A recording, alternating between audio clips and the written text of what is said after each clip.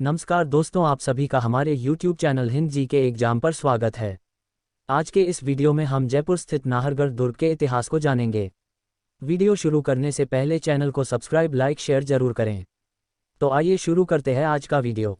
नाहरगढ़ किला जयपुर शहर के पास पहाड़ी पर स्थित यह राजस्थान का ऐतिहासिक किला है। अरावली पर्वतमाला पर बना यह किला आज एक हॉन्टेड पैलेस के रूप में भी जाना जाता है। इस किले से जयपुर शहर को स्पष्ट तौर पर देखा जा सकता है। राजधानी जयपुर में नाहरगढ़ तथा जयगढ़ को देखने के लिए सैकड़ों की संख्या में दर्शनार्थी आते हैं।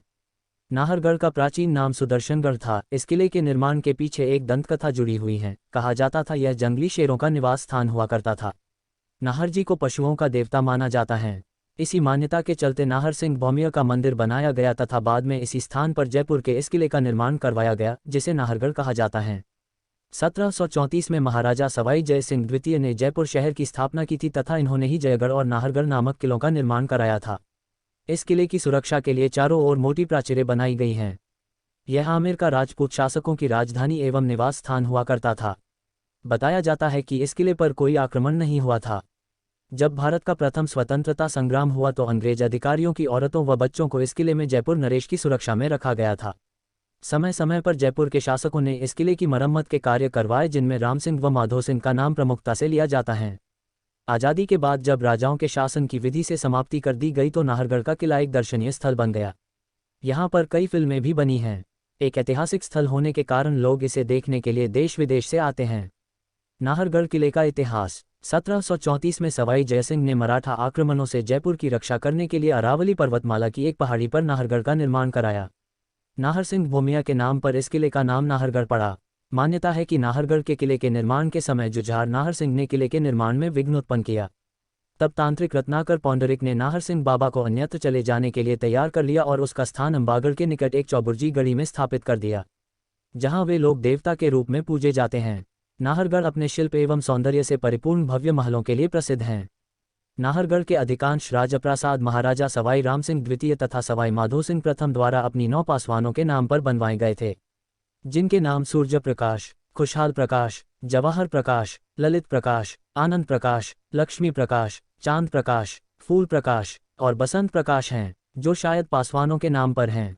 इन महलों के स्थापत्य की प्रमुख विशेषता उनकी एकरूपता, रूपों का संयोजन तथा ऋतुओं के अनुसार उनमें हवा और रोशनी की व्यवस्था है। किले के अन्य भवनों में हवा मंदिर, महाराजा माधो सिंह का अतिथि गृह, सिलखाना आदि प्रमुख हैं। नाहरगढ़ किले की कुछ रोचक बातें। यदि आप जयपुर में रहते हैं तो नाहरगढ़ को तो आपने कई बार देखा होगा। यह किला राज्य के अन्य किलों की तरह सदियों का इतिहास व रहस्य अपने में समाये हुए हैं। किला देखने में बहुत सुंदर और मनोहारी तो है ही, मगर इससे जुड़ी बहुत सी बातें जो साधारण नहीं हैं।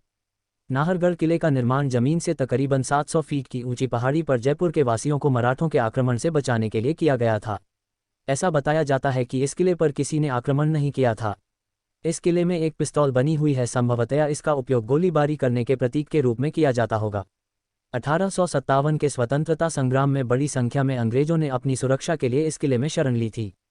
रंग दे बसंती और जोधा अकबर जैसी फिल्मों के अधिकतर दृश्य इस किले में आजमाए गए हैं। किले में एक माधवेंद्र भवन नाम का भवन है जो किले की रानियों के लिए बनाया गया था। इस महल की डिज़ाइन इस तरह से की गई थी कि राजा किस रानी के साथ गया है इसका पता दूसरी रानी को नहीं लग पाता था। नाहरगढ़ किले का रहस्य। किले के निर्माण के समय नाहर सिंह का बड़ा विघ्न रहता था। हाल ही में किले के निर्माण के संबंध में अजीब घटनाएं सामने आती हैं। मजदूर लोग एक दिन काम करते और जब अगले दिन काम पर पुनः आते तो उन्हें काम बिगड़े हुए स्वरूप में मिलता था। ऐसा घटित होने के बाद किसी अनहोनी के होने के डर से मजदूरों ने यहाँ आकर काम करना बंद कर दिया था। बताया जाता है कि राठौर राजा नाहर सिंह भौमिया ही वे शक्ति के रूप आकर इस तरह के कार्यों को बिगाड़ देते थे। उस भयानक आत्मा की वजह से महल में कई तरह की गड़बड़ी होने पश्चात उनके नाम का मंदिर भी किले के प्राचीर में उस समय के शासकों ने बनाया था। नाहरगढ़ का किला घने जंगल के मध्य बना हुआ है। उस जंगल को प्राचीन समय में राजा महाराजा शिकार के लिए उपयोग में लाते थे, मगर अब यह हिंसक जानवरों का घर है। यहाँ आने वाले पर्यटकों को भी इस खतरे से आगाह किया जाता है। नाहरगढ़ किले पर कभी किसी ने नहीं किया आक्रमण। राजस्थान के अधिकतर किलों पर इतिहास में दर्दनाक युद्धों व आक्रमणों का अध्याय जुड़ा है। लोहागढ़ जैसे दुर्ग अजेय भी रहे हैं, वहीं चित्तौड़ तथा जैसलमेर जैसे दुर्गों पर विजय बेहद बलिदानों के बाद किसी ने पाई, मगर जयपुर के इस किले पर किसी भी शासक द्वारा आक्रमण किए जाने के प्रमाण नहीं हैं। इस आधार पर इसे अजेय भी माना जाता है। किले के निर्माण के बाद एक घटना 1868 की दर्ज है, जब इसे विस्तार दिया गया था। यहाँ के शासक राम सिंह ने इसका पुनर्निर्माण करवाकर आधुनिक स्वरूप दिया था। वर्ष 1883 में भी राम सिंह के पुत्र माधो सिंह द्वारा नाहरगढ़ में कुछ नए महलों का निर्माण करवाया था। उसी दौर में किले में माधवेंद्र भवन बनाया गया था, जहां महाराजा गर्मी के दिनों में निवास किया करते थे।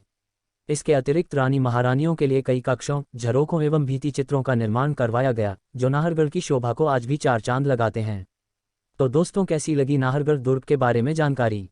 कमेंट करके जरूर बताना।